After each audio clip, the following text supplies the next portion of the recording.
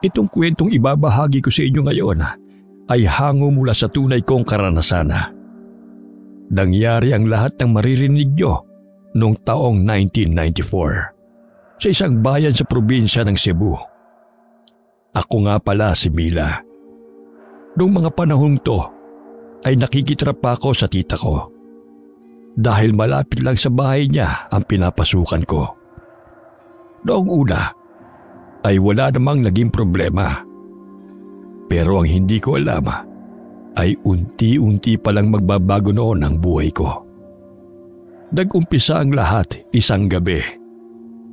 Marami kasi kaming ginawa sa trabaho noon kaya sobra talaga akong napagod. Gusto ko na lamang talagang mahiga noon kaya pagpasok ko ng bahay ay agad na akong umakyat sa kwarto at natulog. Pero nagising ako ng mga pasado 12:00 para sana magbanyo. Pababa pa lamang ako sa hagdan noon nang manlaki ang mga mata ko sa gulat. Meron kasing tao na bigla na lamang dumaan sa harapan ko. Isang babae na balingkinita ng katawan at sobrang haba ng buhok na aabot yata sa mga tuhod. Natatakpan din noon ang buo niyang mukha. Hindi mo talaga siya makikilala.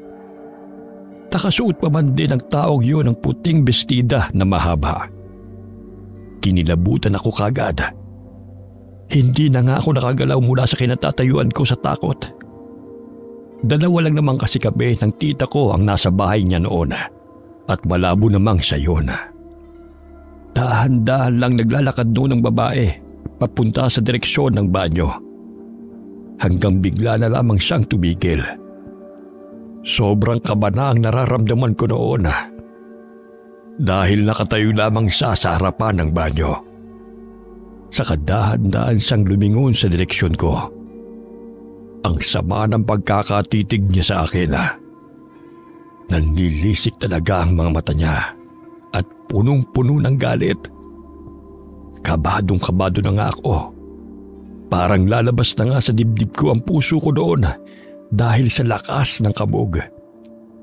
Lalo pa nang magsimula siyang maglakad palapit sa akin. Tulong! Tulungan niyo ako, tita! Tulungan mo ako! Huminahon ka lang, Mila. Huwag kang matakot. Ha? Sino ka? Bakit alam mo ang pangalan ko? Paano ka nakapasok dito sa bahay namin? Diyan ka lang. Huwag kang lalapit sa akin. Sinabi kasi sa akin ni Manang Carmen. Ako si Emma. Nangungupahan ako ng kwarto dito sa inyo. Kalilipat ko lang dito kanina. Totoo ba yung sinasabi mo? Hindi ka ba talaga multo? Oo, nagsasabi ako ng totoo, Mila. Hindi ako multo. Natakot ba kita? Ano ba sa tingin mo? Grabe, parang nabawasan ng ilang taon ng buhay ko sa takot. Ang lakas pa nga ng kabog ng dibdib ko hanggang ngayon. Hihimatayin pa yata ako. Pasensya ka na, Day. Hindi ko naman alam na matatakutin ka pala. Sino ba namang hindi matatakot sa'yo? Bigla ka nalang sumulpot sa dilim. Tignan mo nga yung itsura mo. Pagkahaba-haba ba naman ang buhok mo?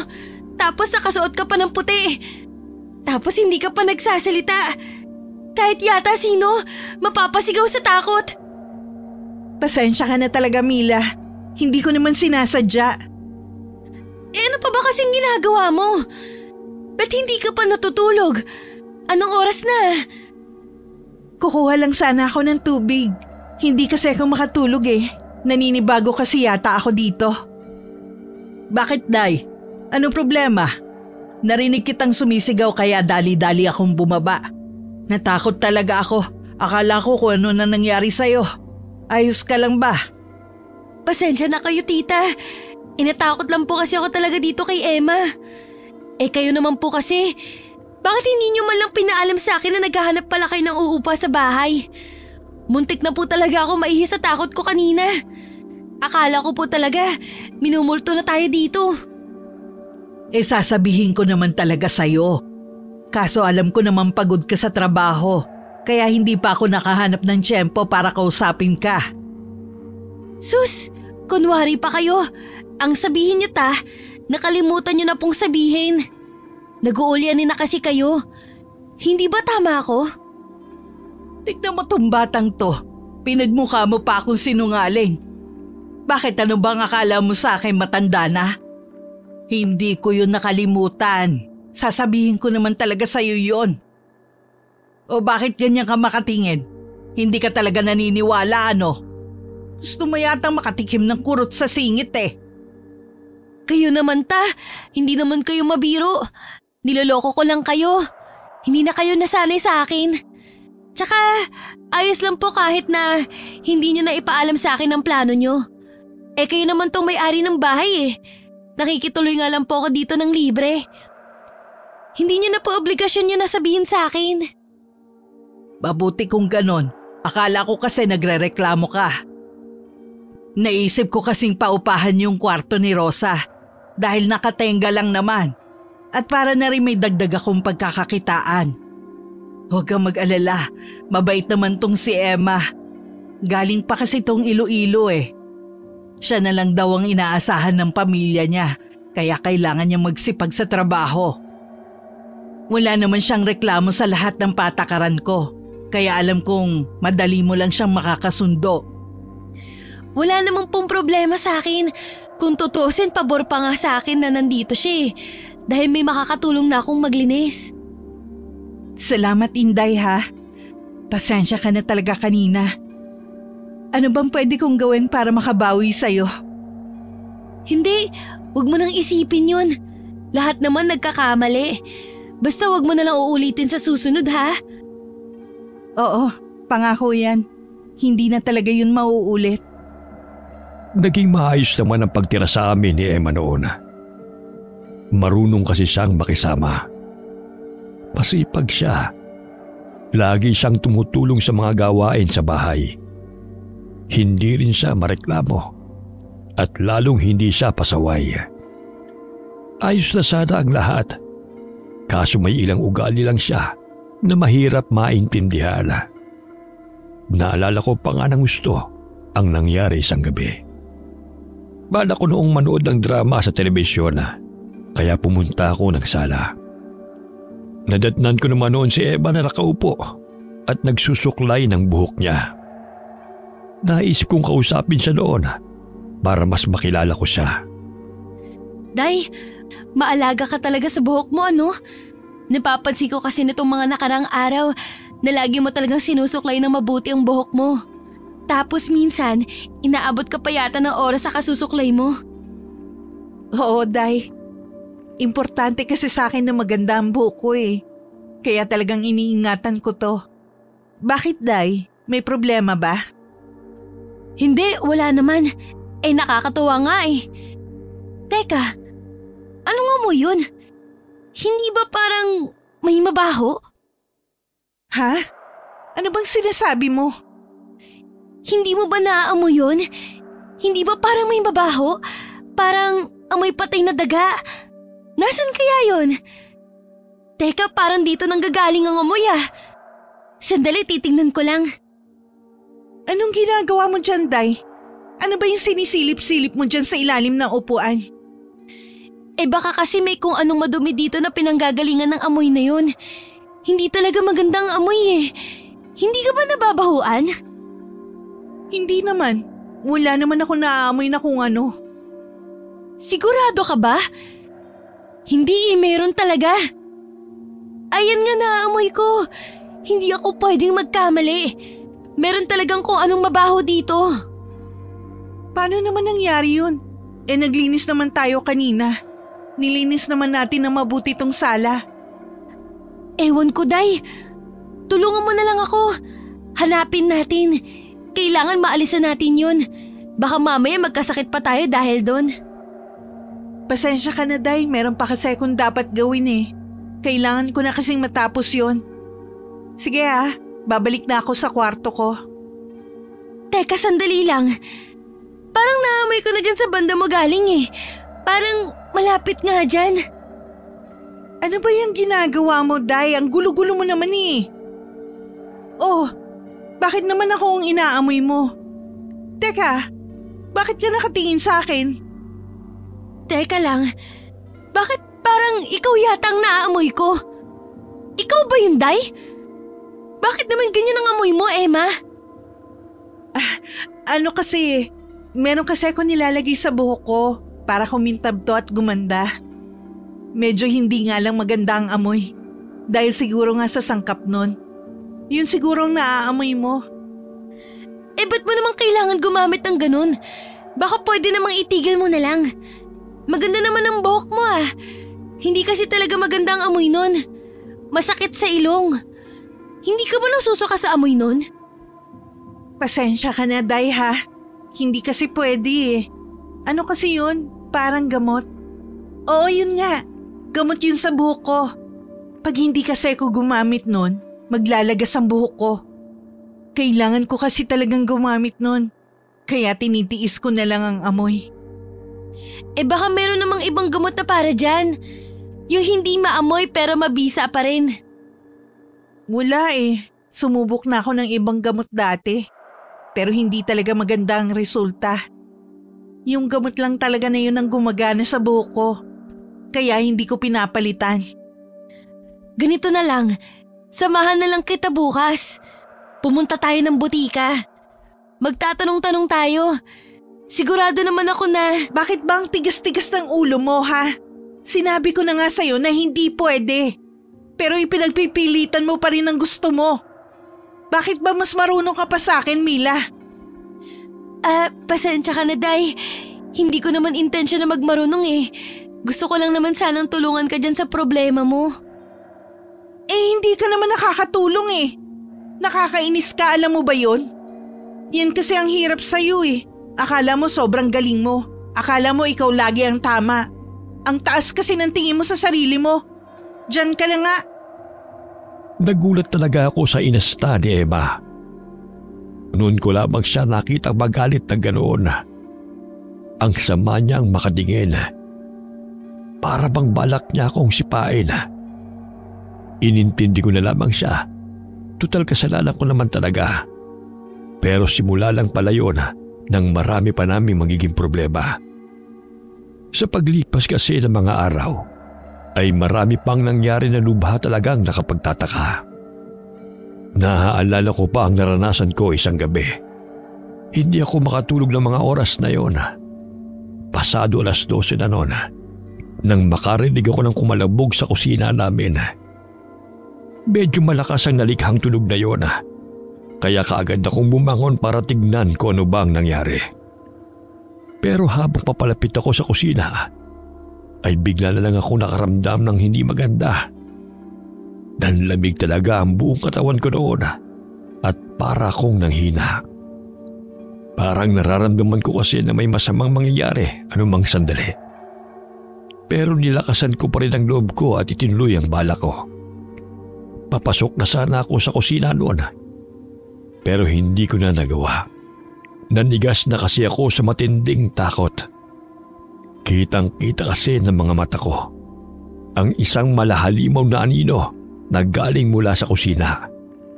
Dahil doon ay napatakbo ko sa kwarto ng tita ko. Tita! Tita, buksan niyo po ang pinto! Tita, pakiusap po! Tita, buksan niyo po to! Sige na! Ano nangyari, Day? Bakit ka sumisigaw? Anong problema? Bakit parang takot na takot ka? Namumutla ka oh. Ayos ka lang ba? Tita, may halimaw po. Nakita ko po. Ano ka mo? Wala naman ako maintindihan dyan sa mga sinasabi mo. Para ka naman batang bulol. Huminahon ka nga muna. Saka mo sabihin sa akin kung ano ba ang nangyari. May nakita po akong halimaw dun sa kusina. Nakita ko po yung anino niya na nakatayo. Tapos yung buhok niya, nakataas. Tapos bigla na lang humahaba. Tapos gumagalaw pa para pong sumasayaw sa hangin. Parang may sarili pong buhay yung buhok niya. Sus, Ginoo! Ikaw ba, Day, nababaliw na? Baka naman nag-a-addict ka na ah. Ano ba yung mga pinagsasabi mong bata ka? Tita naman maniwala po kayo sa akin. Kitang-kita ko po yun ng mga mata ko. Nakita ko po talaga yung halimaw. Nakakatakot po talaga. Ang hirap naman kasing paniwalaan ng mga sinasabi mo. May halimaw na humahaba ang buhok? Ano ba namang klase yun? Paano naman mangyayari yun? Tsaka paano magkakaroon ng halimaw dito Matagal na akong nakatira dito. Hindi ko po alam. Basta sigurado po ako sa nakita ko. Nandun po talaga yung halimaw. Ano pong gagawin natin, tita? Ano pong gagawin natin? Halika, samahan mo ko. Ituro mo sa akin kung saan mo nakita ang sinasabi mo. Tita naman hindi po ba kayo nakikinig sa sinasabi ko? May nakakatakot po na nilalang doon. Paano kung may gawin sa atin yun? Paano kung bigla na lang tayong atakihin? Ikaw, Day, kung ano-ano na lang ang naiisip mo. Halika na nga, pumunta na tayo doon para makita na natin kung ano ba talaga yon.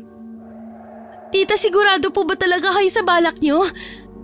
Masama po kasi talaga ang kutob ko dito Tita, huwag na po tayong tumuloy. Mabuti pa po siguro kung humingi na lang tayo ng tulong. Tumigil ka nga.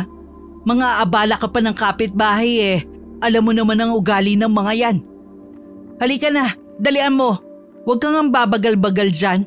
Para ka naman pagong Tita, huwag po. Please, makinig po kayo sa akin. Huwag po kayong tumuloy. Tita naman Ba't pang tigas-tigas ng ulo nyo? Oh, nasa na yung sinasabi mo, Day? Wala namang kahit ano dito. Saan dyan? Nandyan po siya. Malapit sa lamesa. Mag-iingat po kayo. Wala nga. Kahit nga saan tinignan ko na. Pero wala naman akong makita. Halika kasi dito para maniwala ka. O ayan, tingnan mo. Bakit ganun? Nandito lang dapat yun maniwala po kayo sa akin. Nakita ko po talaga yung halimaw. Hindi po ako pwedeng magkamali. Saan na nagpunta? Bakit wala naman dito? Hindi ko po alam. Ay, ikaw talagang bata ka. Tinakot mo talaga ako, grabe ka. Buti na lang at wala akong sakit sa puso, kundi namatay na ako sa nerbiyos. Pero tita, nakita ko po talaga yung halimaw. Sigurado po ako. Nandito po talaga yun kanina. Hindi po ako nagbibiro. Namalikmata ka lang siguro. O di kaya pagod ka. Kaya kung ano-ano na lang ang nakikita mo. Paano ba naman? Sub-sub ka kasi sa trabaho nitong mga nakaraang araw. Mabuti pa siguro kung magpahinga ka na at malalim na rin ang gabi. Siguro nga po. Hindi pa natapos doon ang mga kakaibang nangyayari. Ilang gabi lang kasi buhat ng insidenteng yon ay may naganap na namang nakakabahalang pangyayari. 10 oras din ng gabi ng mga sandaling yon nang bigla ko magising dahil sa mga kakaibang ingay na aking narinig. Kaya kaagad akong bumaba para tignan kung saan nanggagaling ang ingay na yon. Paglabas ko pa lamang ay napansin ko na ang mga bakas ng mga paa sa lupa. Papunta yon sa likod ng bahay. Kaya naisip kong sundan na. Noong una ay wala naman akong napansing kakaiba. Pero ilang sandali lamang ay nakarinig ako ng kakaibang mga ungol. Kinilabutan ako sa narinig ko. Nagtayuan pa ang lahat ng balahibo ko sa katawan. Ang bilis na rin ang kabog ng dibdib ko noon. Lalo pang nadagdagan ang takot ko nang may marinig akong kumaluskos na parang galing sa damuhan. Parang may kung anong nagtatago roon. Hindi ko na alam kung anong pumasok sa isip ko, pero lumapit pa rin ako para tignan. Nanlaki na lang ang mga mata ko sa nakita ko roon. Ikaw ba yan, Emma? Diyos ko, tinakot mo na naman ako. Ikaw lang pala. Akala ko naman kung ano na. Pasensya ka na, Day. Hindi kita sinasadyang takutin. Ba't hindi ka pa natutulog? Ano pa bang ginagawa mo dito sa labas ng ganitong oras? Tsaka, anong ginagawa mo dyan sa damuhan? Ba't para yatang nagtatago ka dyan? Hindi naman, may hinahanap lang ako dito. Nahulog ko kasi kanina ang gamit ko. Kanina ko pa nga hinahanap pero hindi ko pa rin makita. Ganun ba? Tulungan na kitang maghanap. Ano bang klaseng gamit yung nawala mo?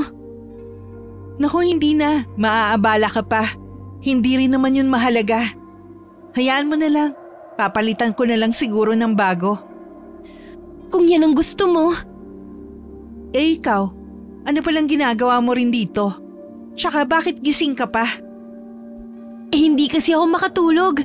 Tapos parang may narinig akong kakaibang tunog. Hindi ko masabi Ngayon pa lang yata ako nakarinig ng ganun. Parang umuungol yun na kung ano. Ha? Sigurado ka ba dyan sa sinasabi mo, Day? Parang wala naman ako narinig na ganun. Wala? Wala talaga kahit ano? Sigurado ka?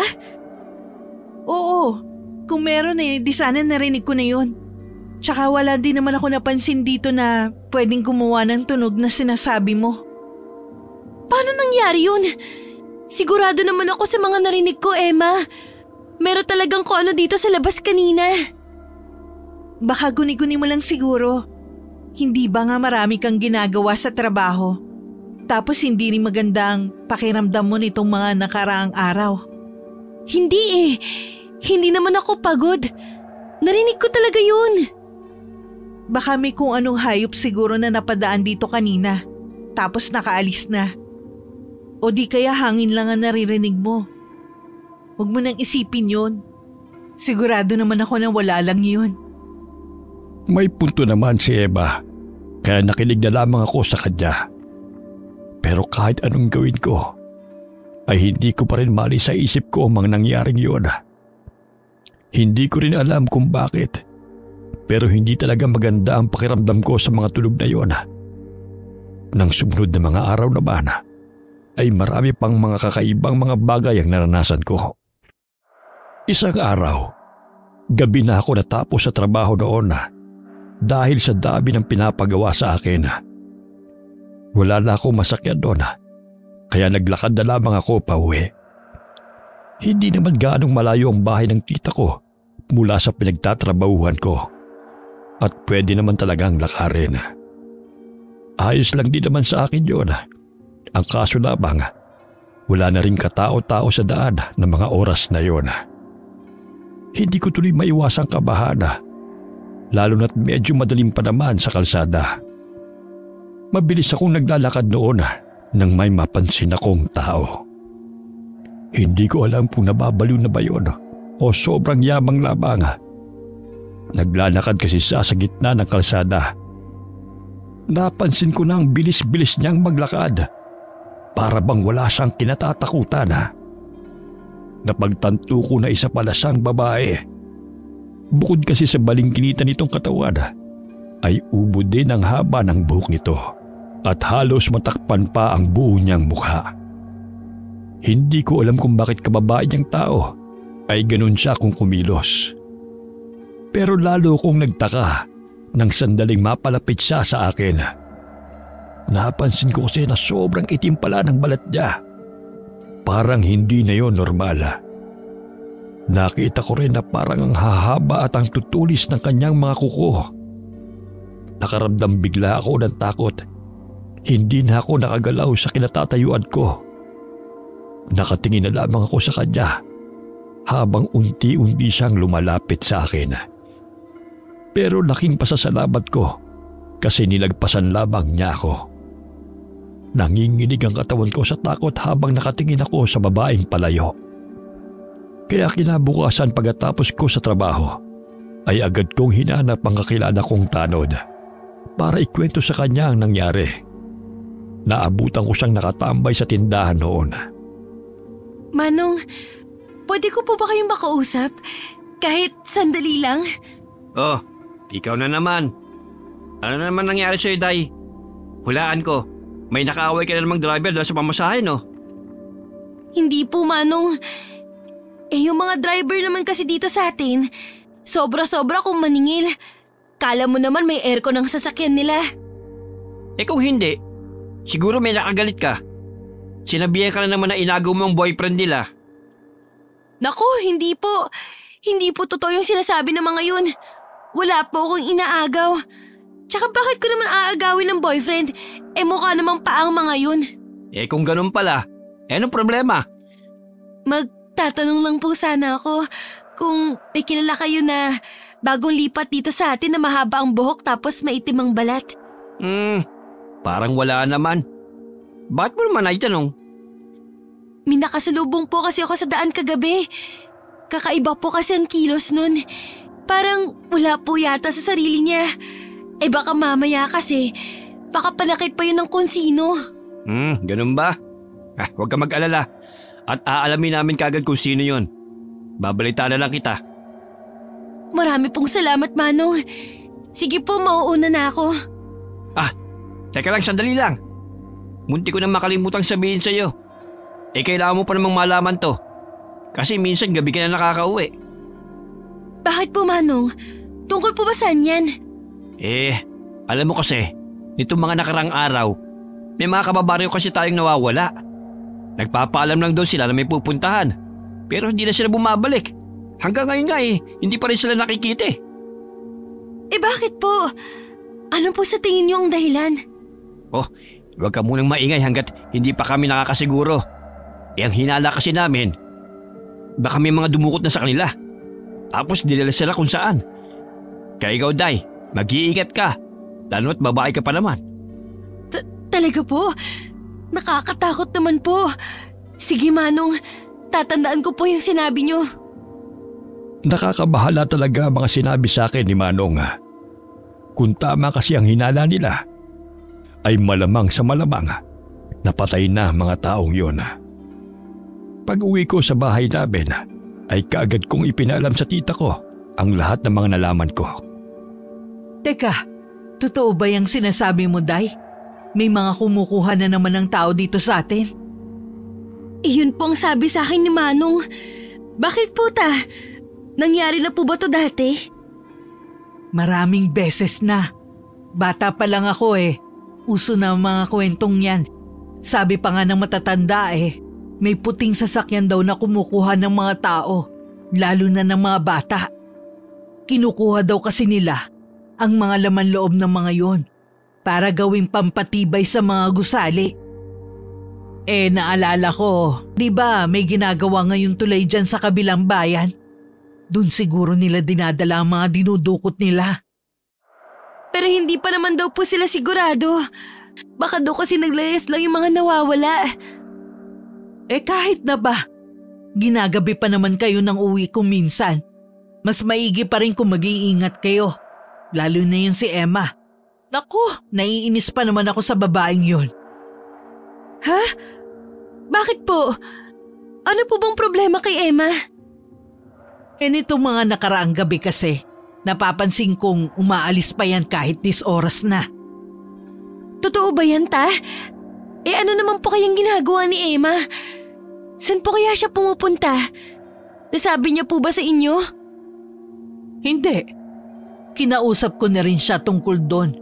Pero ayaw niya namang sabihin. Ano pa bang gagawin niya? Di syempre gaya rin sa mga kabataan ngayon. Kumekerengkeng. Siguro pinupuntahan niya ang bahay ng boyfriend niya at gumagawa sila ng milagro. Ay nako, kala ko pa naman matino yan. Pero mukhang sakit din pala sa ulo. Hindi naman po siguro. Mabait naman po si Emma May iba naman po siguro siyang dahilan.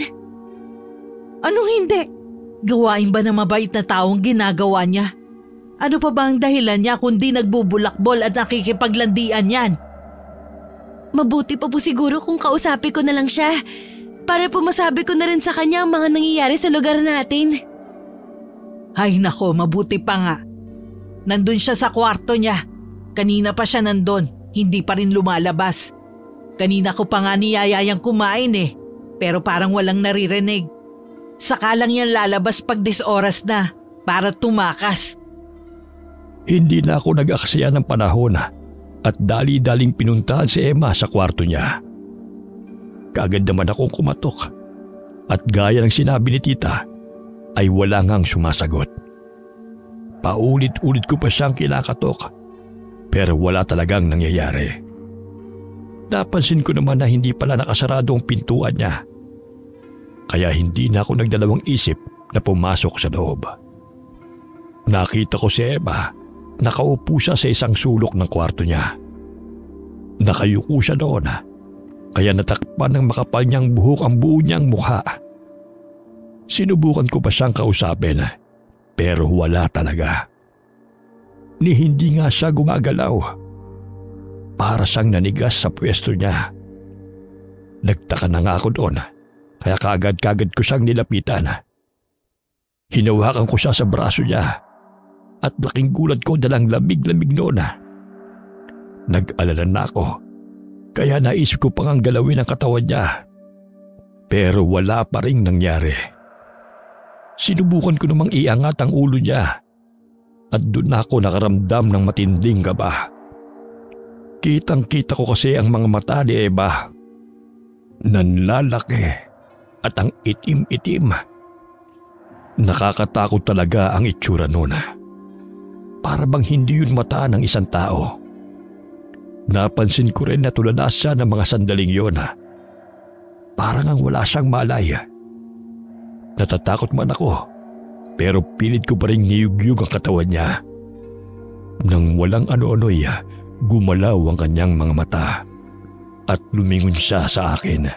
Dahilan para ako'y magulat. Sus, Ginoo ko! Tinakot mo na naman ako, Emma. Akala ko kung ano na ang nangyari sa'yo. Hindi ka kasi nagsasalita eh. Ayos ka lang ba? Teka, ba't ganyan ka naman kumakatingin? Ba't mo naman ako pinandidilatan? Ano sa tingin mong ginagawa mo ha?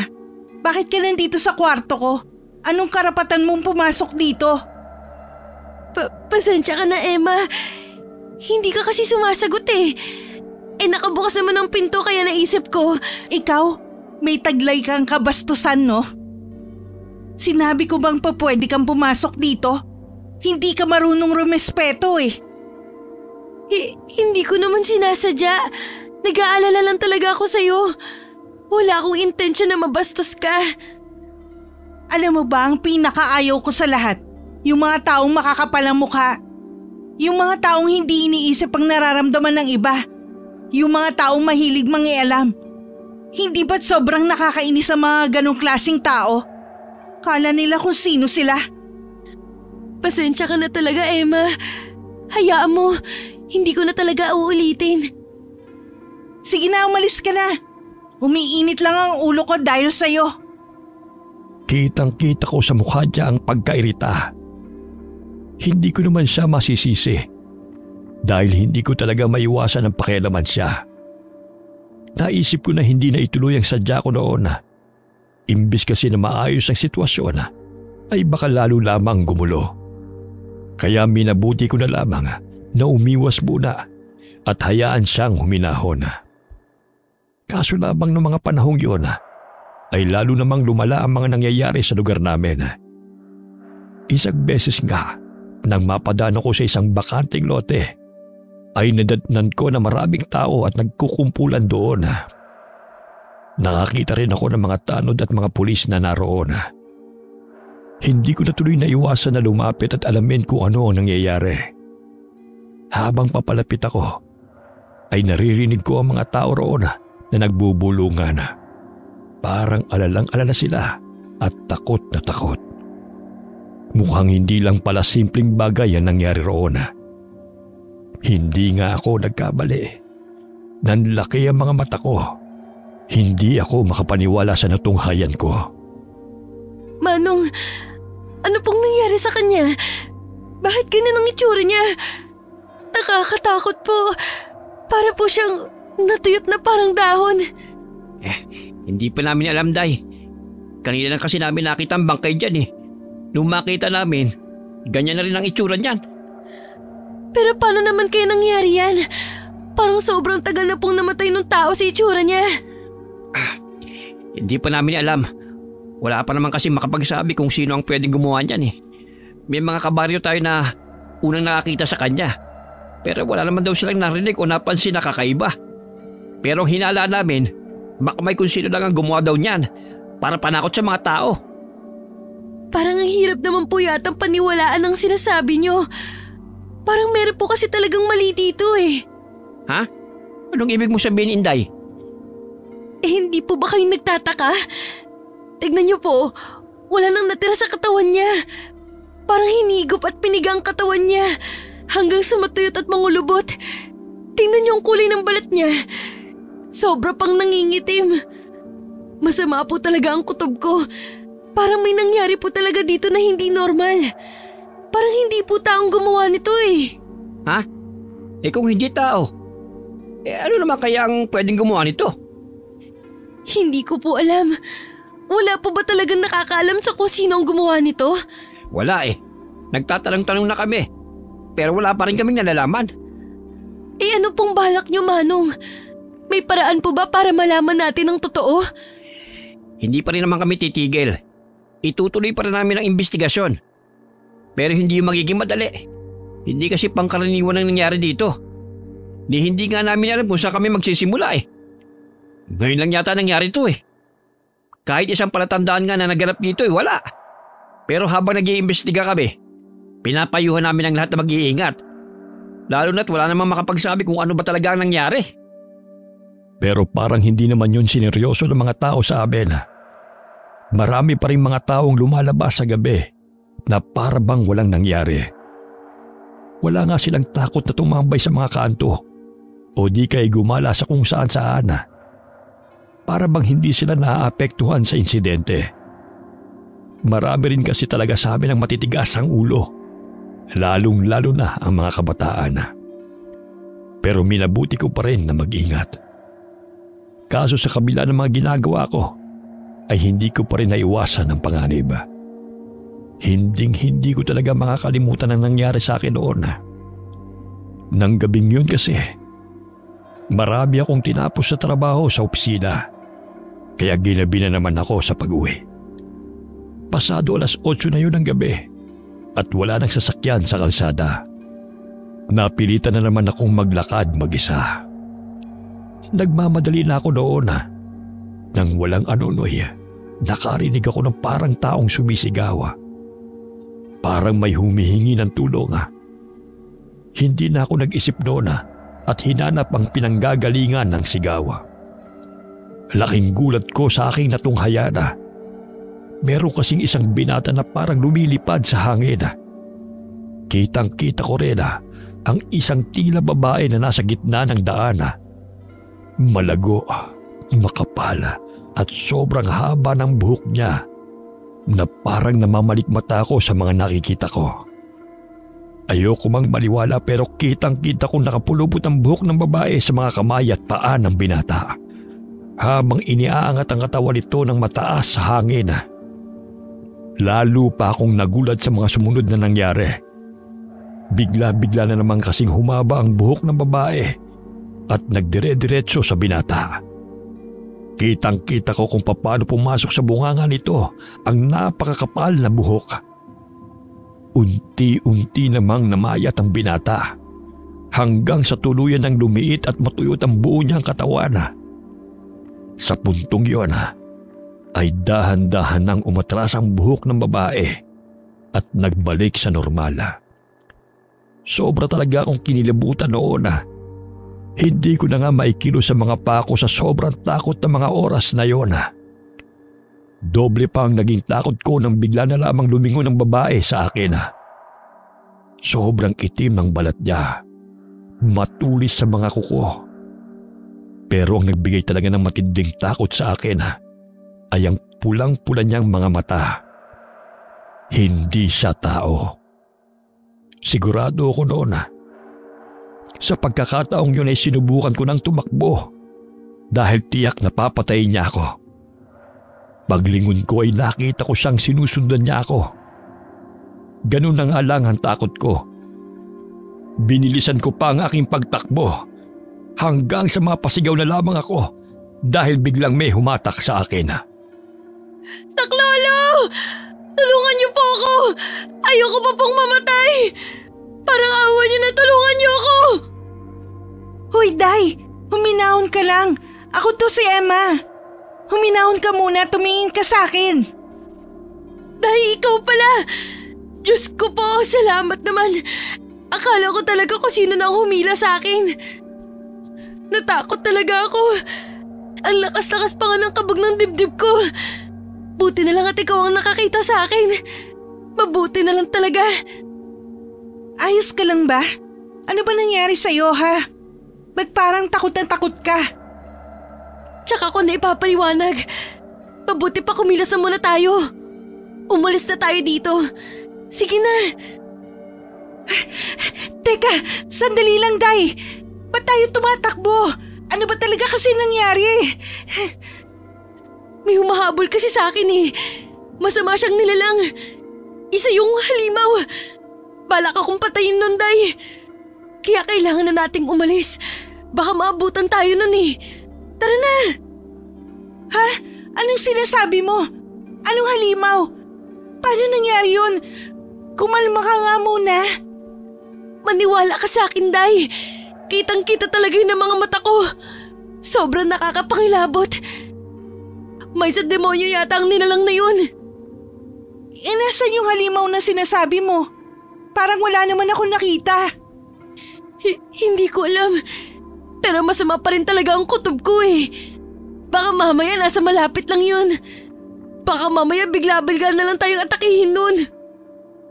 Huminahon ka lang, Inday. Wala naman ako napansin na kung ano kanina. Siguro natakasan mo na kung ano man yung humahabol sa'yo. Huwag ka na mag-alala. Diyos ko po. Takot na takot ako, Day. Hindi ko talaga alam ang gagawin ko kanina. Ang akala ko talaga, mamamatay na ako. Alam mo, hindi ko maintindihan. Sabihin mo nga sa akin ang nangyari. Bakit ka ba hinahabol nun? Bakit ka niya gustong patayin? Anong dahilan? Hindi ka maniniwala. May nakita kasi akong babae kanina eh. Pero hindi siya ordinaryong tao. Sobrang sama niya. Pinatay niya yung lalaki. Kitang-kita ko lahat na nangyari. Malakas ang kutob ko na siya ang may kagagawan sa mga nangyayari dito sa lugar natin. Ha? Totoo ba yung sinasabi mo? Paano nangyari yun? Kilala mo ko, Day. Hindi ako magbibiro lalo na sa ganitong mga bagay. Nakita ko talaga ang taong yun nang patayin niya ang lalaki. Napapagalaw niya kasi ang buhok niya eh. Bigla-bigla na lang yung humahaba. Diyos ko po, parang ako na nga ang isusunod niya. Yung mga tingin niya kasi sa akin, punong-puno ng galit. Balak niya talaga akong patayin kanina. Sigurado ako dun. Nakilala mo ba kung sino ang sinasabi mo? May ituturo mo ba kung sino siya? Hindi normal ang itsura niya. Hindi siya mukhang tao. Hindi ko talaga siya nakilala. Ikaw kasi, ano pa ba kasing ginagawa mo rito? Hindi mo ba alam kung anong oras na? Alam mo namang delikado na dito sa lugar natin. Hindi sana mangyayari to kung hindi ka naging pabaya eh. Kasalanan mo.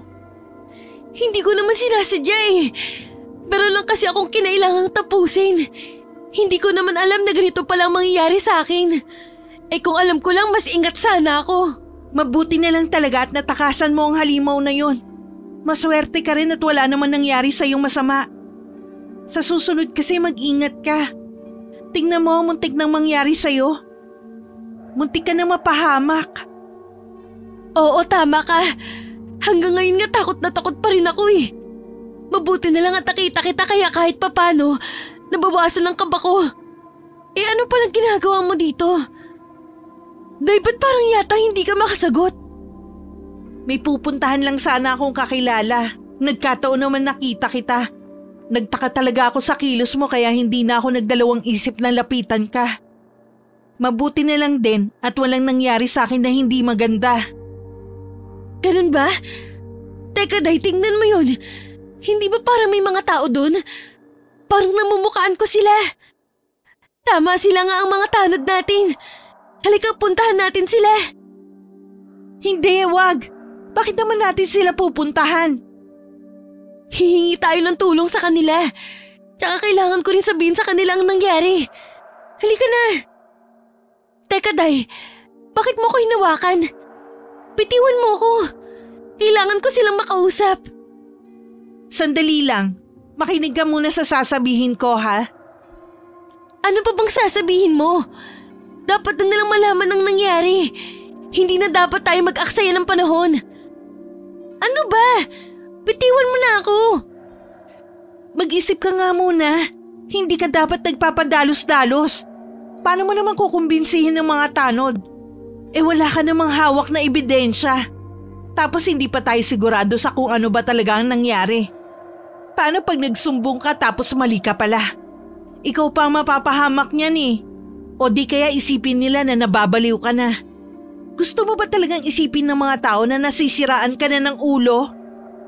Isang halimaw na may humahaba na buhok. Iisipin talaga nila na baliw ka. Pero nagsasabi ako ng totoo. Nakita ko talaga lahat ng nangyari. Hindi ba pagod ka rin itong mga nakaraang araw? Pwede kasing maapektuhan nun ang pag-iisip mo. Akala mo lang siguro halimaw ang nakita mo. Pero baka kung ano lang pala. Hindi naman ako tanga. Alam ko ang nakita ko. Sigurado ako doon. Hindi ka ba naniniwala sa akin? Mahirap kasi talagang paniwalaan ang sinasabi mo. Kailangan mo muna ng patunay para dyan. Anong gusto mong gawin ko? Hayaan na lang halimaw na yon? Ganun ba? Sa tingin ko, mas mabuti kung mananahimik muna tayo. Baka nga mas mabuti kung hindi na tayo makialam eh. Kung sino man o ano man yung nakita mo, sigurado kung hindi yun biro. Parang mas maganda kung di na tayo madadamay doon. Naririnig mo bang sinasabi mo? Seryoso ka ba talaga dyan? Sa'yo na mismo nang galing. Di ba nga hindi ordinaryong nilalang ang taong yun? Sigurado kung katakot-takot na problema at gulo lang ang dadating kapag nakialam ka pa doon. Para sa kaligtasan mo, Day, mas mabuti kung hindi ka na makikialam. Manahimik ka na lang at kalimutan mo na lang ang nangyari. Hindi ko magagawa yan. Hindi ako tatahimik na lang dito habang pumapatay ang halimaw na yun ng mga inosenteng tao. Ay, sige. Pero mas mabuti kung maghihintay na muna tayo. Malaking desisyon tong gagawin mo, kaya kailangan mo munang pag-isipan ng paulit-ulit. Hindi! Kailangan mapigilan na siya sa lalong madaling panahon. Sasabihin ko na sa kanilang nalalaman ko. Bahala na kung anong isipin nila. Napakatigas talaga ng ulo mo, no? Bakit ba ayaw mo makinig? Aray, Day! Bakit ang higpit naman ang hawak mo sa akin? Nasasaktan ako! Bitiwan mo ako! Hindi kita bibitiwan hanggat hindi ka sumusunod sa gusto ko. Ano bang nangyayari sa'yo? Bakit naman ganyan ka makatingin sa akin? Bakit pinandidilatan mo ako ng mata? Ano bang problema mo? Huwag mo nang hintayin pa na magalit ako sa'yo, Day. Sinasabi ko sa'yo, hindi mo magugustuhan. Sundin mo na lang ang gusto ko kung ayaw mo magkasira tayo. Sige kung yan ang gusto mo. Kakaiba talaga ang kinikilos noon ni Emma. Natakot ako sa kanya, kaya napilitan na lamang ako na sumunod sa gusto niya. Mabuti na lamang at natigil naman ang mga nakakapangilabot na nangyayari sa lugar namin. Pero ng mga panahong yun naman, ay lalo pang naging kahina-hinala ang mga kilos ni Emma. Isang beses pa nga, naaktuhan ko siya na palabas na naman ng bahay. Hindi ko talaga alam kung anong ginagawa niya. Alam na nga niyang napakadelikadong lumabas sa gabi, pero patuloy pa rin niyang ginagawa. Nakita kong nagmamadali siyang lumabas. Hindi ko naman matim na pabayaan na lamang siya. Kaya agad ko pa rin siyang sinundan. Kaya lamang ay bigla na lamang siyang nawala. Hindi ko na alam kung saan siya nagpunta. Takang-taka nga ako doon. Pero hinanap ko pa rin siya hanggang sa makasalubong ko siya sa daan. Diyos ko po, Day! Ginulat mo na naman ako. Anong ginagawa mo dito? Sinusundan mo ba ako? Magsabi ka ng totoo. Ba't mo ginawa yon? Wala akong masamang intensyon. Nag-aalala lang kasi ako sa'yo. Bakit kasi lumalabas ka pa ng ganitong oras? Delikado na nga. Saan ka ba pupunta? Ano ba kasing ginagawa mo at hindi mo na maipagpabukas? Ikaw ang dami mong tanong. Ang dami mong sinasabi. Bakit ba ang hilig mong mangialam? Dahil kaibigan mo ko. Siyempre matatakot ako na baka mapahamak ka. Hindi mo maaalis sa akin yun. Ano ba kasing ginagawa mo? Tumigil ka nga sa kaartehan mong yan. Hindi mo kailangan mag-alala sa akin. Kaya ko naman ang sarili ko. Kung ano man ang ginagawa ko, wala ka na ron. Naiintindihan mo? Bakit ba kasi hindi mo masabi sa akin ang tungkol doon? Ano ba kasing problema, ha? Sabihin mo naman sa akin at baka makatulong ako.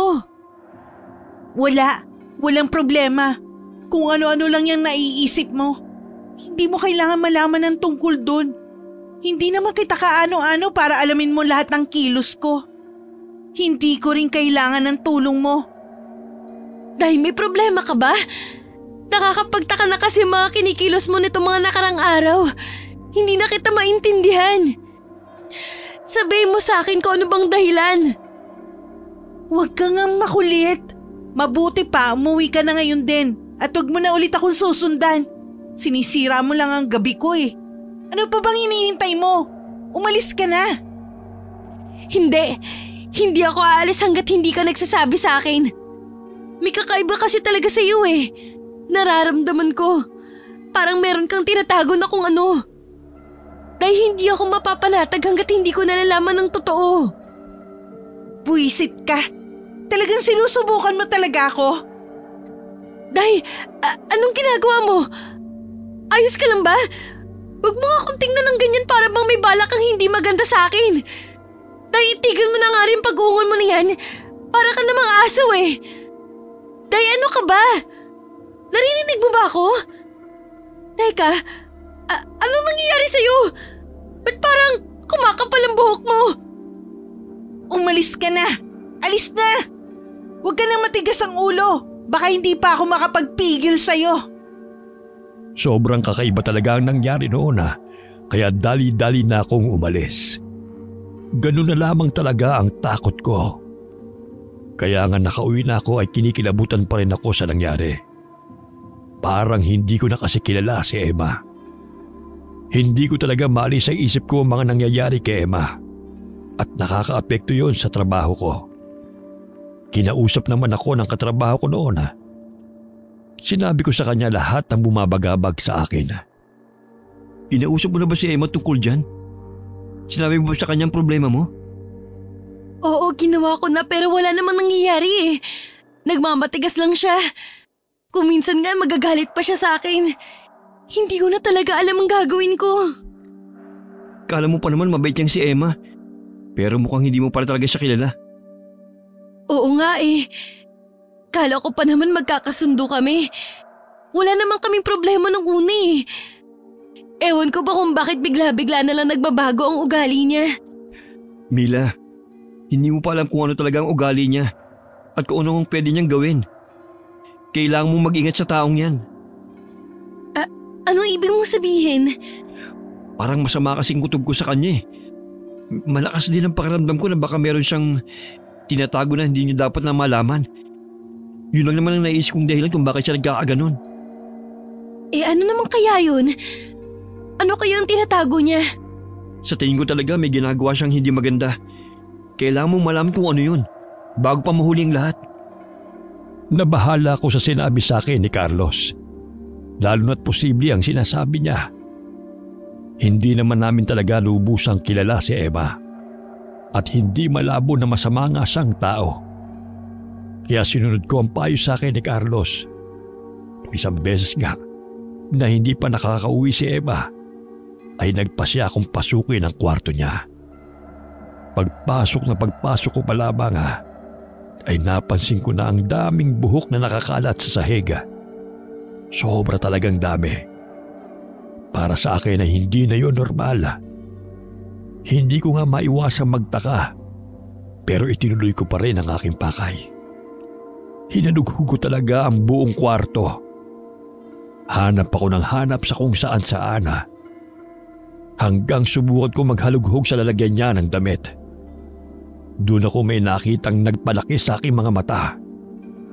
May isa kasing maliit na bote roon na puno ng kung ano-anong madumi at nakakadiring mga bagay. Parang pinaghalo-halong putik, dumi ng manok, mga ugat at mga dahon. Hindi lamang yun. Meron din kasi akong nakita na isa pang bote na puno naman ng maitim na likido. Sinubukan ko pang ang buksan yun na hindi ko na pala sana ginawa. Sobrang sama at lansa kasi ng amoy noon at pakiramdam ko'y parang maduduwal na ako.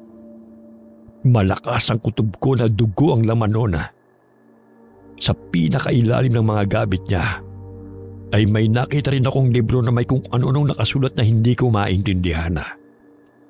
Masama na talaga ang pakiramdam ko noon. Kaya agad kong ibinalik ang mga gamit at nagmamadaling lumabas ng kwarto.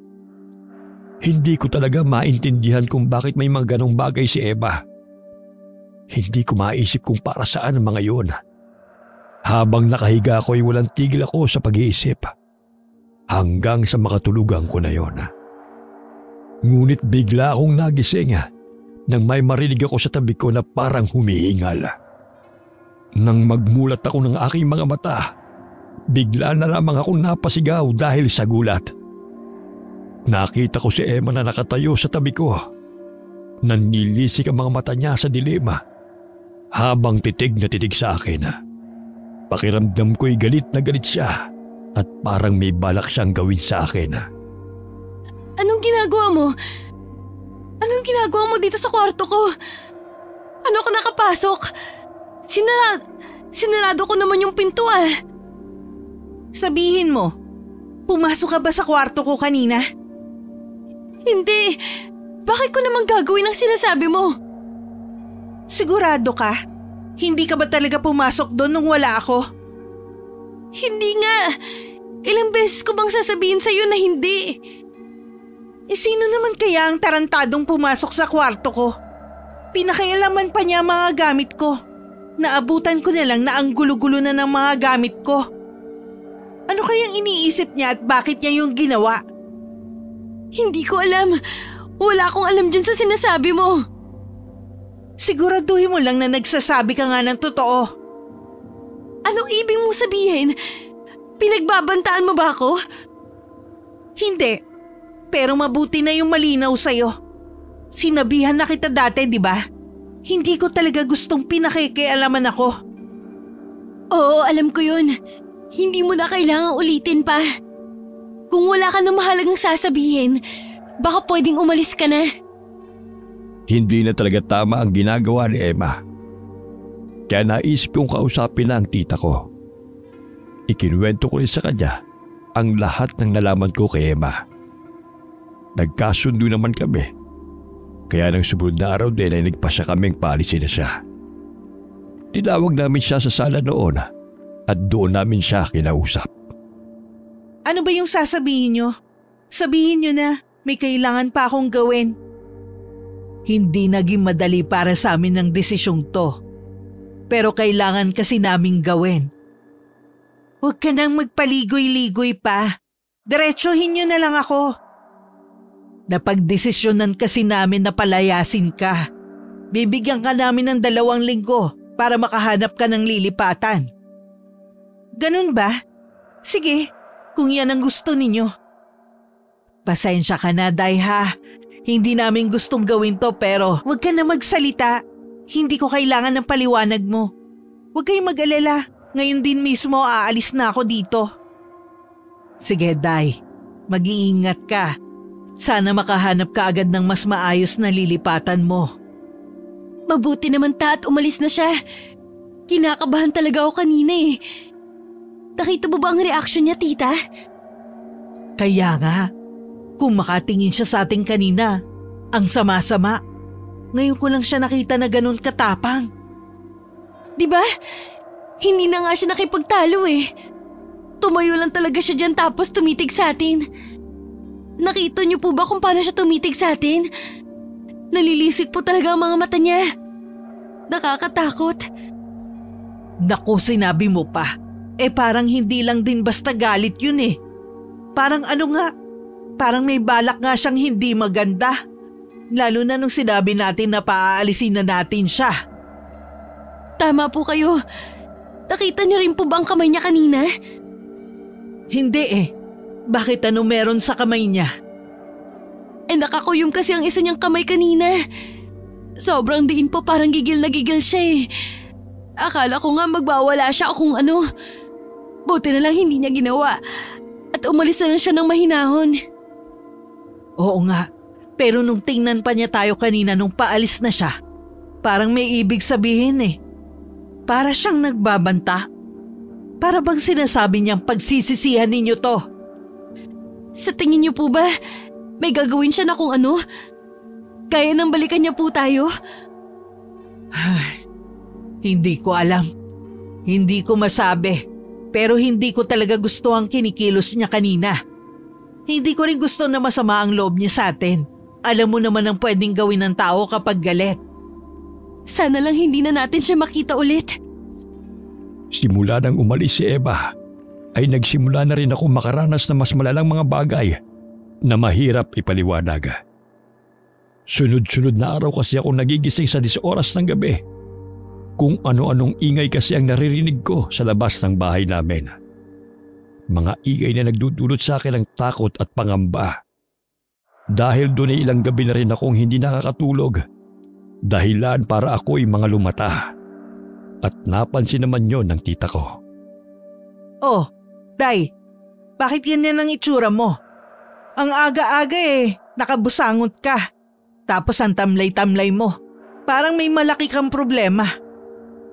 Halos hindi po kasi ako makatulog dito mga nakaraang gabi. Ha? Problema nga yan. Ano bang dahilan? Ilang gabi na rin po kasi ako nakakarinig ng mga kakaibang tunog sa labas ng bahay. Mga tunog ba ka mo? Anong klaseng mga tunog ba to? Hindi ko po alam Hindi ko po alam kung paano ko sasabihin eh. Hindi po siya ordinaryong tunog. Parang may kung ano po sa bintana ko na gumagalaw sa mga tunog na yun. Sa bintana mo? Paano naman mangyayari yun, Day? Nasa second floor ang kwarto mo. Kaya nga po nababahala ako eh. Kasi nandun po talaga yun sa bintana. Tapos hindi ko rin maiwasang isipin kung ano bang ginagawa nun dun. Hindi na nga po ako makalapit sa bintana ko sa takot. Ano pa bang napapansin mo? Sabihin mo sa akin. Kadalasan po naririnig ko yun kapag mga 2:00 o 3:00 na ng mga daling araw. Tapos matagal po bago tumigil ang mga tunog. Inaabot po ng oras. Tapos kapag akala ko wala na yun, saka ko naman maririnig ulit. Tapos kung minsan pa may nakikita kong maitim na kung ano na parang gumagalaw sa bintana. Sinusubukan ko nga po hindi pansinin pero hindi ko kaya. Grabe naman yang nangyayari sa'yo. Ngayon lang to nangyari, hindi ba? Hindi kaya baka paniki lang yun o kung anong hayop? Hindi po. Sigurado po ako na hindi yun hayop. May hindi po talaga normal sa mga tunog na yun. May pakiramdam nga po ako na parang tinatakot ako nun eh. Kung ano man ang may gawa nun. Nako, hindi nga biro yung sinasabi mo. Pati ako kinakabahan na tuloy. Huwag kang mag-alala, Day. Mag-iisip ako ng paraan para matigil na yung mga nangyayari sa'yo. Dahil sa mga nangyayari, ay binigyan ako ni tita ng isang bote na may lamang mga ugat at dilaw na likido. Tinawag niya yung bote ng lana. Proteksyon daw yun laban sa masasamang elemento. Kaya lagi ko raw dadalhin. Hindi ako naniniwala sa ganoon dati. Pero dahil ako na mismong nakaranas ng mga bagay na mahirap maipaliwanag, kaya sinunod ko ang gusto niya. Naisip ko, wala rin namang mawawala kung susundin ko rin yun. Matapos noon ay marami pang mas nakakapangilabot na pangyayari ang naranasan ko. Katulad na lang ng gabing ito. Natagalan din ako sa trabaho doon at gabi na ako natapos. Mabuti na labang at pumayag naman si Carlos na ihatid ako. Ano, Carlos? Salamat pala at sinamahan mo ko. Naku, wala yun. Ikaw pa ba? Ang ibig kong sabihin, hindi ba magkaibigan naman tayo? Kaya kung may kailangan ka, huwag ka magdadalawang isip na sabihin sa akin. Salamat. Hindi ko talaga alam ang gagawin ko kung wala ka. Huwag kang mag-alala. Nandito lang ako lagi sa tabi mo para tulungan ka. Hindi kita pababayaan. May iba lang ako. Wala ka bang napapansin? Para kasing kinukutuban ako ng hindi maganda. Pakiramdam ko kasi parang may kanina pa nakatingin sa atin eh. Nagtatayuan pa ang mga balihibo ko. Wala naman ah. Baka dahil pagod ka lang, kaya hindi maganda ang pakiramdam mo. Hindi eh. Iba talagang nararamdaman ko. Parang may mangyayaring masama. Kinikilabutan talaga ako. Sandali lang kukunin ko lang ang binigay sa akin ni tita na proteksyon. Teka, ano nangyari? Bakit basa na ang mga gamit ko? Tignan mo yung bote, Mila. Bakit ganyan? Bakit parang kumukulo yan? Ano bang bagay na yan? Hindi maganda. Kaya siguro nabasa ang bag ko. Dahil kanina pa to kumukulo. Carlos, mabuti ba siguro kung magbadali na tayo? Sige, tama ka. Bilisan na natin para makapagpahinga ka na rin. Teka, Carlos. Tingnan mo yung puno. Hindi ba parang may kakaiba dun sa sanga niya? Ha? Tama ka. Ano kaya yung maitim at makapal na bagay na nakapulupot dyan? Parang ngayon lang ako nakakita ng ganyan ha. Teka, sandali lang. Titignan ko. Hindi! Sandali lang, Carlos. Huwag mong gawin yan! Huli na nang balahan ko siya. Bigla na lamang kasing gumalaw ang maitim na bagay at bumaba kay Carlos. Sobrang bilis ng mga pangyayari. Nilingkis noon ang leeg niya na parang sawa. Nagpupumigla si Carlos pero hindi siya makawala. Kitang-kita ko noon na nahihirapan na siya. Sus, Kinoko! Anong klaseng bagay yan? Paano nangyari na gumagalaw yan? Carlos! Carlos, palitin mo kumawala! Hindi ko kaya. Masyado mahigpit. Sinasakal ako. Sus, Kinoko! Carlos, ayos ka lang ba? Carlos, tiisin mo lang gagawa ko ng paraan. Mila! Tulungan mo ako! Bilisan mo! Sus, Kinoko! Ano bang gagawin ko? Sandali lang! Susubukan kong putulin yan! Teka! Ba't ganun? Ba't parang napakatibay naman yata nito? Hindi talaga siya maputol kahit anong gawin ko! Ano nangyari? Bakit bigla na lang yung umakyat? Hinihal niya pa si Carlos pataas! Naku po si Carlos! Hindi maganda ang lagay niya! Nabibigti na siya! Teka, yung proteksyon! Muntik ko na makalimutan! Pakiusap lang, gumana ka! Pakawalan mo siya! Pakawalan mo! Gumana ka! Gumana ka! Carlos! Carlos, ayos ka lang ba?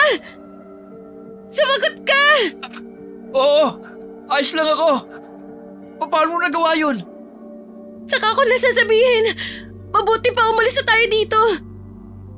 Nang walang ano-ano'y nakarinig kami ng malahalimaw na ungol. Kinalabutan talaga ako. Parang nasa malapit lang ang pinagmumulan noon. Pagtingin ko sa likod ko, laking gulat ko nang may makita akong babaeng nakatayo roon na titig sa amin. Ganun na lamang ang takot ko noon dahil siya rin ang halimaw na nakita ko nung isang gabi.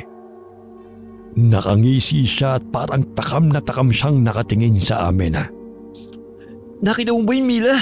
Yung buhok niya, lumalaki, humahaba. Tapos gumagalaw ang buhok niya. Paano niya nagagawa yun? Anong klaseng nilalang yan? Yung balat pa niya, ang itim, gaya sa paniki. Tapos yung buhanga niya, puno ng matatalim na ngipin. Tignan mo mga mata niya, Mila. Sobra-sobra talagang pagkapula. Hindi ba para siyang demonyo? Tumakas na tayo, Carlos! Tumakas na tayo! Masama yung nilalang! Papatayin niya tayo! Tama ka. Tayo na. Tumakbo na tayo. Huwag ka lang lilingon. Basta bilisan mo. Bilisan mo, Mila! Bilisan mo pa! Hindi niya tayo dapat maabutan!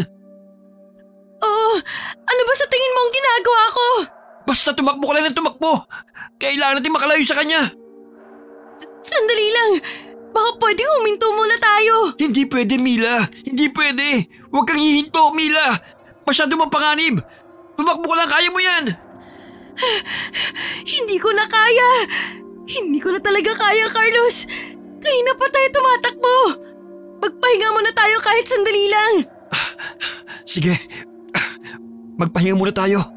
Pero sandali lang ha. Kailangan din natin kumilos kagad. Nasaan na siya? Wala na ba siya?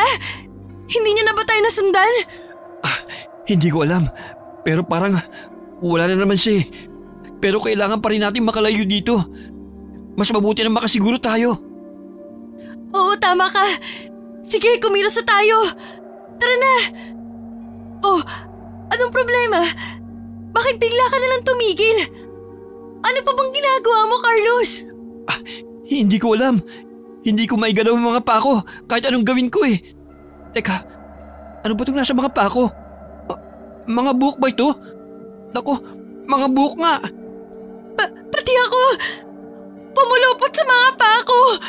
Hindi na ako makagalaw. Nakakainis, hindi ako makalis. Narinig mo ba yun? Yung parang balino tawa ng tawa? Hindi kaya siya... Diyos ko po, tignan mo Mila. Nandito na siya. Nandito na yung halimaw. Naabutan niya na tayo. Anong gagawin natin, Mila? Sana gumana ulit itong proteksyon. Yan! Yan pa! Sana matanggal ang mga buhok. Yan, gumagana na. Anong bagay yan? Ang galing ah. Natanggal talaga ang mga buhok. Saan mo nakuha yan? Huwag ka na nga maraming tanong. Tumakbo na lang tayo. Tara na! Sandali lang. Hintayin mo ako. Naloko na. Sobrang taas niya palang tumalon. Bigla na lang siyang bumaba sa harapan natin ng isang iglap.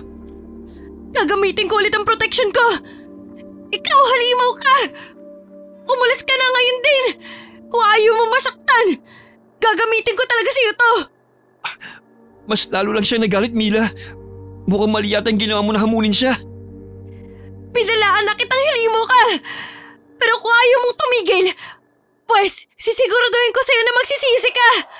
Etong sa'yo. Ah! Mila, ayos ka lang ba? Tinamaan ka ng buhok niya. Ayos lang ako pero yung protection, nabitawan ko. Hayaan mo na. Andiyan na siya, papalapit na siya sa atin. Kailangan na natin tumakbo. Halika na! Diyos ko po, naabutan niya na naman tayo. Ano nang gagawin natin ngayon, Carlos? Sigurado akong papatayin niya tayo. Tumakas ka na, Mila. Dalian mo. Humingi ka ng tulong. Gagawin ko lahat para pigilan siya. Nababaliw ka na ba? Paano mo naman siya pipigilan? Balak mo bang magpakamatay, ha? Wala nang ibang paraan. Dali na. Sundin mo na lang ako. Sinubukan ni Carlos na sugurin ng halimaw. Pero hindi pa siya nakakalapit nang hagupitin siya ng malalatigo nitong buhok.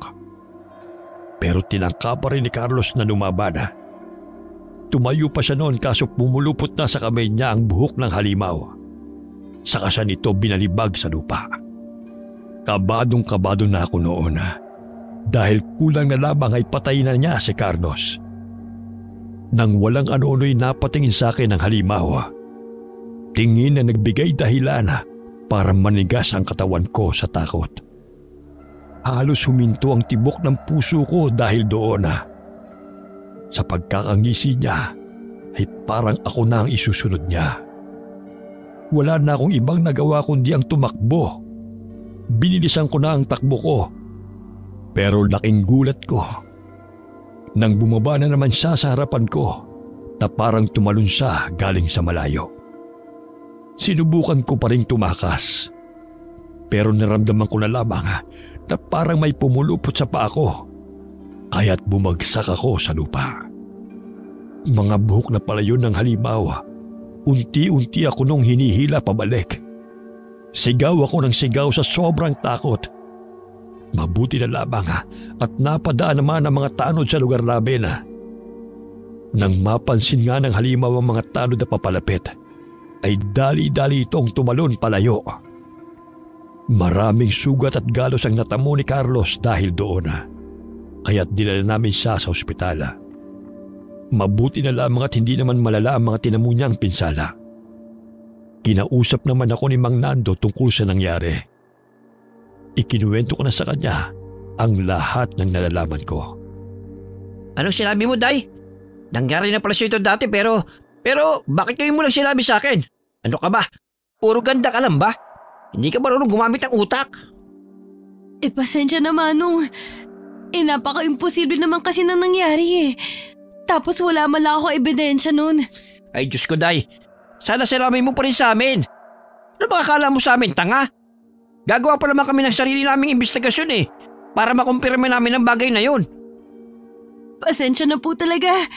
Tumigil na din po kasi ang mga nangyari dito sa lugar natin. Kaya ang akala ko, umalis na yung halimaw dito. Ikaw nagpapalasot ka pa Gusto mo kalbuhin kita?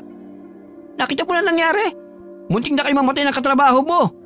Kung sinabi mo na sana yun ang mas maaga, baka naiwasan pa natin ang nangyari sa inyo. Ikaw naman, Dong. Huwag mo naman nang sisihin si Inday sa nangyari. Hindi niya naman kasalanan yun Ito po kasing pamangkin niyo, Manang Tatanga-tanga ano bang plano niyo ngayon? Paano niyo huhulihin ng halimaw na yon? Mag-iimbestiga po ulit kami. Marami na naman kaming nalaman tungkol sa halimaw Sigurado makakatulong yun para mahuli namin yon. Ano bang klaseng halimaw ang umatake sa pamangkin ko? Maitim na nilalang daw po na may sobrang habang buhok. Nakaya nitong mapagalaw sa kahit anong paraan na gusto niya. Teka, hindi ba't aswang na kubot ang sinasabi mo? Yun nga ang tawag sa halimaw na yon. Narinig ko na ang kwentong yan nung bata ako. Kung ganun, paano po kaya namin matutukoy kung sino ang halimaw na yon? Hindi madali. Pero ang alam ko, kapag normal na taong aswang na yon, sobrang haba din ang buhok niya. Tapos may kung anong langis pa silang pinapahid sa buhok nila. Dahil inaalagaan talaga nila yon. Pero dahil doon, kaya nagiging mabaho ang buhok nila. Manang Carmen naman. Alangan naman pong isa-isahin namin amuyin ng lahat ng mga kababaryo natin na merong mahabang buhok. Hindi naman kayo nakakatulong Ay, tignan mo to. Ako pa talagang sinisi mo. Sinasabi ko lang naman ang alam ko. Sandali po, Manong. Parang may kilala po kasi ako napasok dyan sa mga sinasabi ni Tita. Totoo ba yung sinasabi mo? Sino to? Sabihin mo na. Si Emma po, yung nakatira po sa bahay ni Tita. Ay, Diyos ko. Kaya pala kakaiba ang kinikilos ng babaeng yun Kaya pala mahilig siyang maglalabas ng 10 oras ng gabi. Kala ko malandi lang talaga ang babaeng yun. Yun pala, isa pala siyang aswang. Sige, bukas na bukas kakausapin namin siya. Alam niyo ba kung saan namin siya matatagpuan? Nako, yun ang problema. Pinalayas na kasi namin siya. Hindi namin alam kung nasa na siya ngayon. Huwag kayong mag-alala. Gagawin namin ang lahat para mahanap siya. Babalitaan na lang namin kayo. Pero ilang araw na ang lumipas. Pero hindi nila mahanap-hanap si Emma. May mga nagsasabi pa nga na lumipat na daw ng baryo si Emma. Malakas talaga ang kutob ko na siya ang naghahasik ng lagim sa lugar namin. Kaya mistula akong nabunutan ng tinik sa dibdib nang malaman ko yun. Pero hindi pa rin pala kami matatahimik. Dahil isang gabi ay may nangyari na hanggang ngayon ay nagbibigay pa rin sa akin ng matinding takot. Matutulog na kami noon nang magulat ako nang mapansin ko na may anino sa bintana namin. Kinilabutan talaga ako noon. Dali-dali pa nga akong napatakbo sa kwarto ng tita ko. Tita! Tita, buksan niyo po tong pinto! Tita! Ano bang problema mo, Day? Bakit ka ba sumisigaw? Tita, may tao po! Nakita ko sa bintana! Masama po ang kutob ko! Ah! Sus, Ginoo! Nakakagulat naman yon. Ano kaya yon? Ba't parang may nabasag? Halika, Day. Samahan mo nga ako. Tingnan natin. Pero sandali lang po. Sigurado ka ba talaga dyan? Paano kung… Sus, Ginoo! Nabasag nga ang bintana natin. Tignan mo, may bato pa dito sa loob. Sino naman kayang gagawang gumawa nito? Tita, tumingin po kayo sa bintana. Tingnan niyo po, may kung ano po doon na gumagalaw. Para pong sinusubukan niyang pumasok. Tama ka. Ano kaya yung maitim na bagay na yan? At bakit gumagalaw yan? Tita, lumayo na po kayo dyan. Ngayon na po mismo. Naku po, nakapasok na. Ano to? Mga buhok ba to? Ano nangyayari? Bakit sobrang dami naman yatang buhok dito? Bakit parang unti-unti silang nabubuo? Diyos ko po, Emma! Ikaw ba yan? Tita, tumakbo na po kayo. Tita! Emma, nakikiusap ako sa'yo. Huwag mong gawin to, parang awa mo na. Bitiwan mo ako. Bitiwan mo ako, Emma. Tulungan mo ako, Day. Napuluputan ng pa ako. Nahuli niya ako. Sinubukan ko siyang tulungan, pero huli na. Unti-unti na kasing hinila ng halimaw si tita hanggang sa baluti na siya nito ng napakaraming buhok. Hindi ko na alam ang nangyari sa kanya. Sa sobrang takot ko doon, ay nagtatatakbo na ako palabas ng bahay. Sigaw ako ng sigaw ng paghingi ng tulong, pero parang wala ni isang nakakarinig sa akin. Kaagad naman akong dumiretso sa bahay ni Manong Nando. Pinaghahampas ko na ang pinto niya noon para pagbuksan ako. Manong Nando, tulungan niyo po ako. Kailangan ko po ng tulong niyo.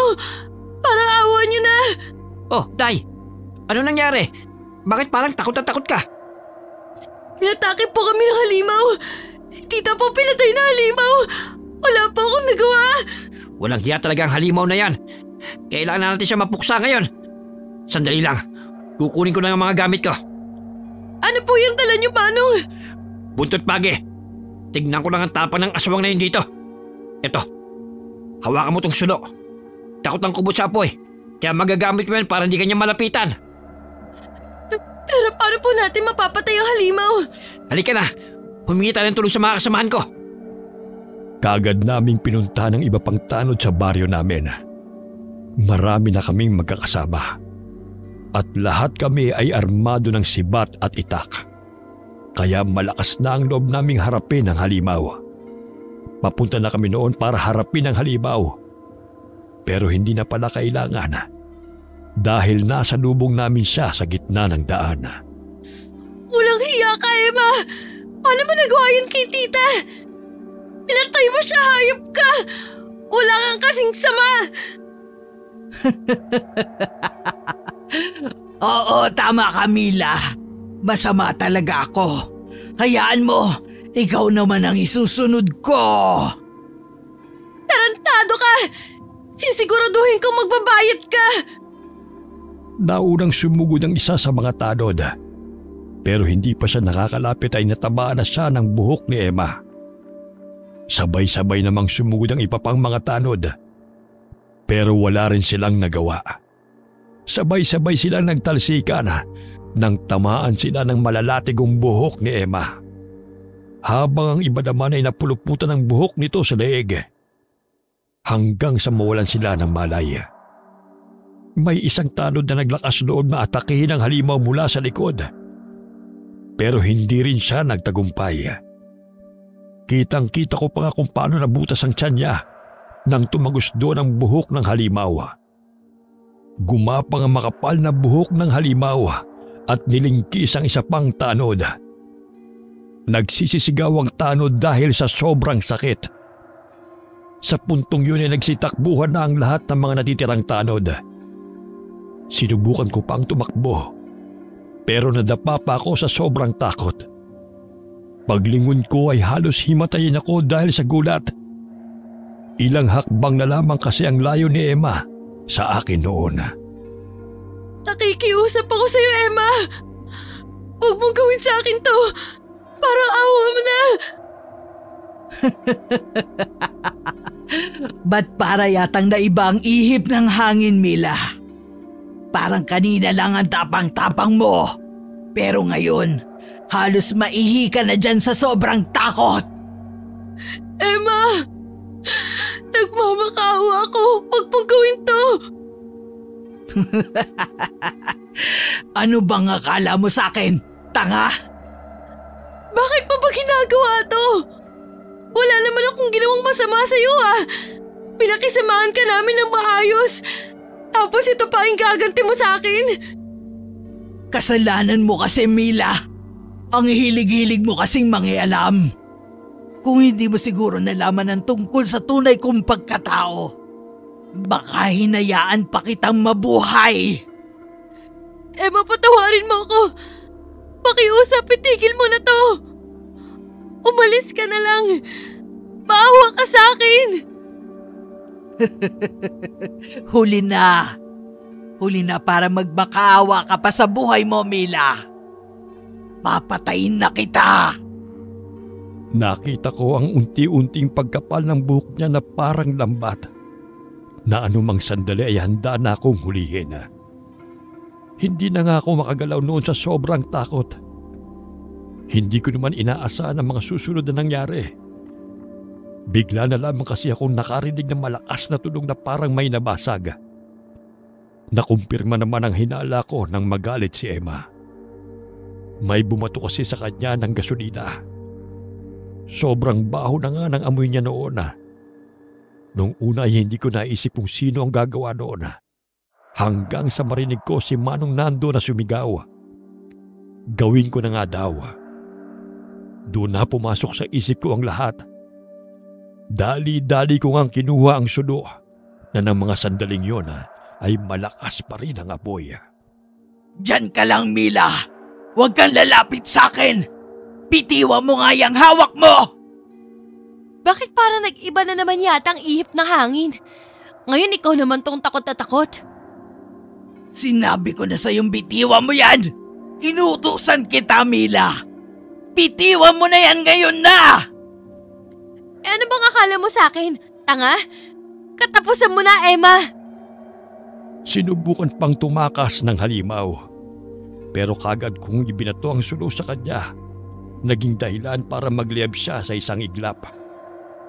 Nilamon ng malaking apoy si Emma. At wala na siyang nagawa pa kung di mapadaing sa matinding sakit. Mabuti na lamang talaga at nakahanap si Manong Nando ng deboteng gasolina sa malapit na tindahan. Kung hindi dahil sa kanya, ay hindi talaga mapapatay ang halimaw. Dali-dali ko namang pinuntahan ang tita ko sa bahay at naabutan ko siyang hinang-hina. Agad namin siyang isinugod sa ospital at sa kabutihang palad ay nakaligtas siya. Simula doon ay nagbalik na ang katahimikan sa aming baryo. At pilit na rin namin kinakalimutan ang mga nakakapangilabot na karanasan naming yun mula sa dayong dalaga. Wakas.